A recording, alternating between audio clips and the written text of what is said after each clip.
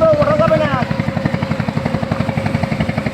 এরকম সম্ভব না, বন্ধ, আপনাকে উঠবেন না, কোনো রকম সম্ভব না।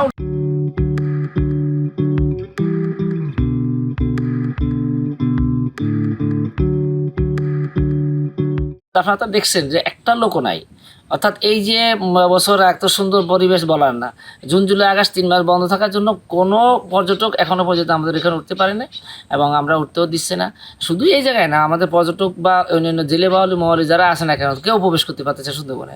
এবছর অত্যন্ত কড়াকড়িভাবে আমাদের বিভাগীয় কর্মকর্তা মহোদয় নির্দেশ দিচ্ছেন, ঊর্ধ্বতন কর্তৃপক্ষের নির্দেশ আমরা সুন্দরভাবে ফলো করতেছি। একটা লোক ঢোকার সুযোগ নেই। অন্যদিকে সব জায়গায় আমাদের সোর্স লাগানো আছে, আমরা মোটামুটি যতটুকু সম্ভব চেষ্টা করতেছি এটা দেখার জন্য, এবং কোনো পর্যটক আসতেছে না। আশা করি এইভাবে যদি চলে তাহলে অন্তত এই সুন্দরবনের যে স্বাস্থ্য যাকে বলে, অর্থাৎ বন, বন্যপ্রাণী, মৎস্য প্রাণী, সব কিছু একটা পরিবর্তন আসবে।